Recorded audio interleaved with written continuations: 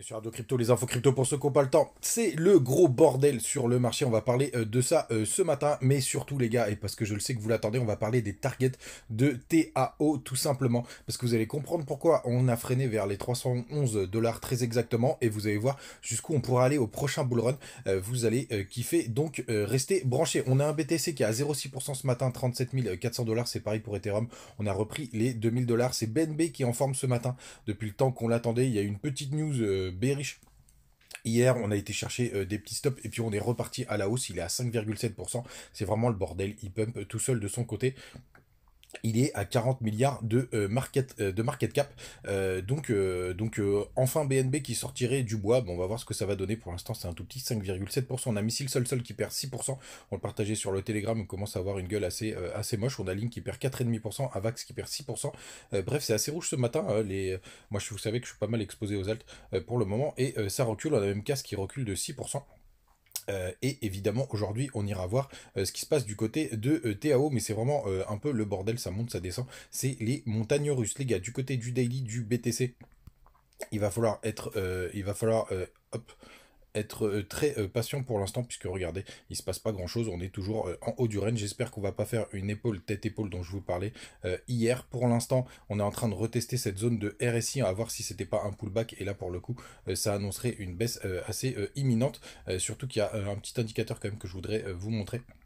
Même s'il y en a très peu qui y croient pour le moment avec les justement, on va regarder juste après. Mais les gars, on est toujours en zone indécise et j'ai l'impression que BTC d'ailleurs reprend un petit peu plus de puissance. On va aller voir justement du côté de la altcoin season.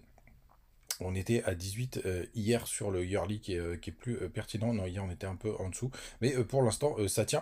Mais grande méfiance surtout, et je vais vous parler tout de suite de ce qu'il faut vérifier, c'est évidemment les options, les contrats d'options, parce qu'on a des grosses options qui se terminent ce vendredi.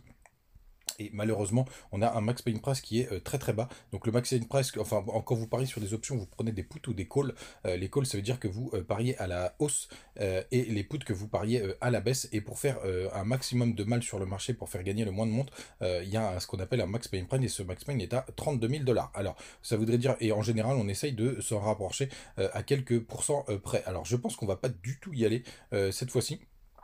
Et tout simplement parce qu'il y a quand même pas mal de zones de souffrance ici. Regardez, on est au 37 500, on est quand même au milieu de plusieurs pics. Alors ça fera gagner tous ceux qui sont là. Il y a quand même 3 milliards avec presque 4 milliards avec notamment du côté enfin des deux côtés. Pour le coup, il y a aussi Ethereum qui est touché. Donc je serais pas surpris quand même qu'on reste dans cette zone des 37 500 parce que ça fait pas gagner tout le monde quoi qu'il arrive. Il y a quand même ce gros spike, ouais, ce gros spike qui gagnerait pas ni ce gros spike ici pour le coup. Donc ça me paraîtrait quand même assez intéressant. Mais méfiance, il y a quand même cette target des 32 000 dollars qui pourrait arriver du côté du long short ratio. Les gars, on a toujours quand même une majorité de personnes qui sont en short, donc ça c'est plutôt une bonne nouvelle pour le coup. Par contre, du côté du spot, ça achète plus du tout, hein. Vous voyez, on fait que descendre, donc on est vraiment en train de diverger pas mal, puisqu'on a quasiment atteint les plus hauts, puisqu'on s'est rapproché des 38 000 dollars. Les fundings restent positifs, mais rien de très alarmant de ce côté-là. Mais les gars, vraiment, j'insiste, grande méfiance du côté de notre ami CoinGlass qui nous donne toutes les bonnes infos. On est à 72 dans le Crypto Fear and Greed, donc ça c'est plutôt une bonne nouvelle. On est presque au niveau des plus hauts. Si on arrive à tenir les 60, 71 dans cette phase, c'est plutôt assez bullish. Sur les longs short ratios, d'après cet indicateur, on a toujours une majorité de personnes qui sont en short, sauf sur DYDX. Mais c'est un peu le bordel là-bas, hein. J'ai vu que sur Yearn Finance, pardon, il y avait eu quelques soucis.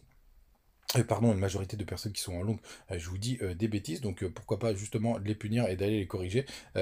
Du côté de la map de liquidité, attention, parce que ça tapisse au nord, ça tapisse au sud. Alors regardez, il y a un petite zone de confluence vers les 37 200 dollars qu'on pourra aller chercher, hein, parce qu'on est vraiment plus très loin. D'ailleurs, je serais pas surpris qu'on aille justement les chercher. Oublie pas qu'on a un gap CME vers les 36 500 dollars. On va en parler juste après. Mais il y a aussi un très très très très très gros spike au sud qui nous ferait casser les 38 000 dollars. Ça vaut quand même le coup d'aller chercher tout ce qu'il y a là. Alors, est-ce qu'on ferait pas un petit pic vers le bas? Pourquoi pas clôturer le gap, et d'ailleurs vous allez voir c'est assez intéressant au niveau des mèches ce qui s'est passé, clôturer le gap ou s'en approcher et repartir, ou l'inverse les gars. Grande méfiance, mais c'est vrai qu'on s'attend quand même à un gros mouvement bientôt. On a aussi un gros spike du côté des liquidations, la map des liquidations, hop, vers un pic vers les 37 800 dollars qui est assez costaud d'ailleurs.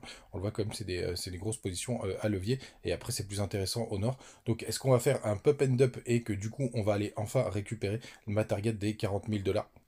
L'avenir nous le dira. Les gars, grosse info aussi du côté donc de ce qui s'est passé des contrats futurs. Regardez, ça fait 2 fois qu'on a ce phénomène. C'est que on vient s'en approcher. Je vais me mettre en 4 heures pour que ce soit plus parlant.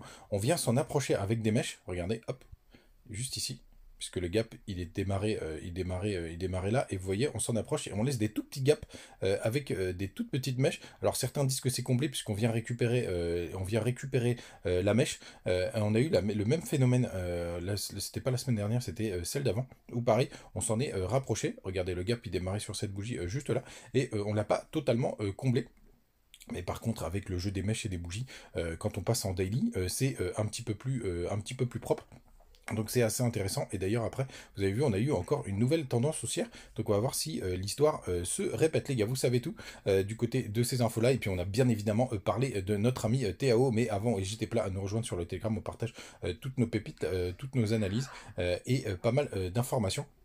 Et on part tout de suite sur le TAO. Donc déjà, n'hésitez pas à regarder sur Twitter. J'ai partagé le tweet de Revolo Intel qui parle vraiment de ce que représente TAO. Il y a plusieurs séries de tweets.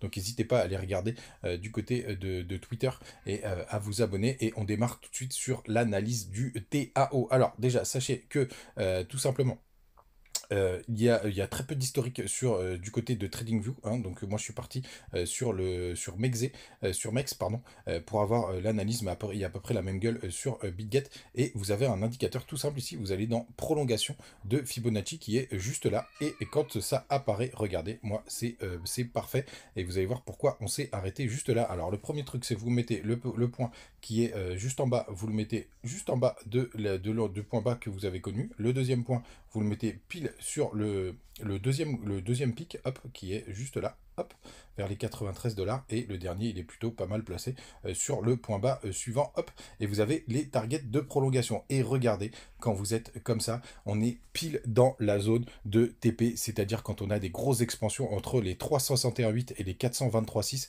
c'est les premières targets. Et c'est pour ça, regardez, aujourd'hui, qu'on se fait rejeter sur cette zone et qu'on commence à corriger parce que c'est les targets principales des premiers mouvements. Donc c'est normal qu'on retrace. Alors pour le coup, après il faudra mettre un Fibo de retracement pour l'instant, mais quand vous êtes sur du long terme, ben, vous avez à kiffer pour l'instant, mais on est sur une grosse zone de TP. Donc ça c'est la première target, et là vous dites ah mais mince, donc c'est fini le mouvement. Et ben pas du tout les gars, parce que vous allez maintenant désormais aller dans configuration en cliquant sur votre prolongation de Fibonacci, et vous allez vous mettre en logarithmique. Et regardez comme c'est précis en logarithmique, c'est encore plus précis, parce que tout simplement on a atteint la première target logarithmique. Alors logarithmique, ça veut dire que c'est des performances en pourcentage, ce qui est beaucoup plus intéressant sur les grosses phases de pump et surtout sur les lancements de crypto, hein, parce que c'est une crypto quand même qui est assez récente. Et regardez, on vient toucher les 161,8 à la perfection, et c'est pour ça que vous avez des grosses zones de profit. C'est pour ça que pour l'instant on a un retracement qui pourrait être d'ailleurs un petit peu plus profond. Alors si vous êtes là pour du long terme, bah, pour le coup c'est juste un premier retracement, rien de bien méchant. Et après regardez-moi ces targets principales. Alors quand sur des gros mouvements, vous avez d'ailleurs la première target à 261,8, donc qui est juste en dessous des 1000 dollars. Vous avez la target suivante qui est au 361,8, qui est souvent une target de bull run vers les 3000 dollars, donc 49 pardon, et la target finale, la target finish la plus bullish aux 6000 dollars les gars. Donc par rapport où on est, ça ferait un fois 20, puisque x10 ça fait 3000 dollars, et jusqu'au 6000 ça fait un fois 20. Alors est-ce que c'est possible de faire un fois 20? Tout simplement, parce que moi cette target de 6000 dollars, ça peut vous paraître fou, mais pour moi c'est pas du tout fou. Donc vous allez sur TAO, et vous allez regarder quelque chose de très important pour voir si c'est une target qui est possible. Vous allez regarder le market cap. Donc on est 45e au market cap. Pour l'instant, on a 1,5 milliard de capitalisation. 1,5 milliard. Donc 1 fois 10, ça ferait 15 milliards de capitalisation, hein, tout simplement. Et donc 1 fois 20, ça ferait 30 milliards de capitalisation. Et là, vous vous dites, oui, mais attendez, ça voudrait dire qu'on rentrait dans le top. Donc 30 milliards, qu'on serait dans le top 5. C'est des conneries que j'entends. Mais la réalité, les gars, c'est que le top 5, quand on atteindra ces targets, ils seront beaucoup plus hauts, tout simplement. Parce que le XRP, il aura peut-être fait un x2, un x3, un x4. Le BTC, il aura peut-être fait un x3, x4, ce qui est à peu près mes targets. L'Ethereum, il aura fait sûrement un x5. Donc vous serez plus dans le top 5 comme il y est actuellement, parce que toutes les cryptos qui sont là, elles auront déjà fait x3, x4. Donc vous serez peut-être toujours 30e ou 25e du côté du TAO de Bintensor avec 30 milliards. Donc effectivement, 1 fois 20, c'est encore possible et c'est ma target pour le prochain niveau. Donc juste un peu avant les 6 000 $, moi je mettrai un ordre et c'est à ce moment-là, effectivement, en fonction de là où on est dans le cycle qu'il faudra vendre. Donc calculer le market cap, c'est vraiment très important. Donc là, effectivement, on sera entre la 5e et la 6e place, mais c'est des conneries, tout simplement, parce que s'il y a un bull run des cryptos, toutes ces cryptos-là, elles seront bien au-dessus. Donc on ne sera pas 5e ou 6e, et vous allez voir que pendant un bull run, les market cap explosent complètement. Voilà, dites-moi si vous en commentaire si vous êtes d'accord avec cette target du TAO à 6 000 $, et n'hésitez pas à mettre vos petits alts en tout commentaire et à vous amuser à faire ces prolongations sur toutes vos cryptos, comme ça vous saurez qu'en sortir. Passez une très très bonne journée, on se retrouve comme d'hab tous les matins, n'hésitez pas à utiliser les bonus en commentaire du côté de BitGet et Bingy. Ciao.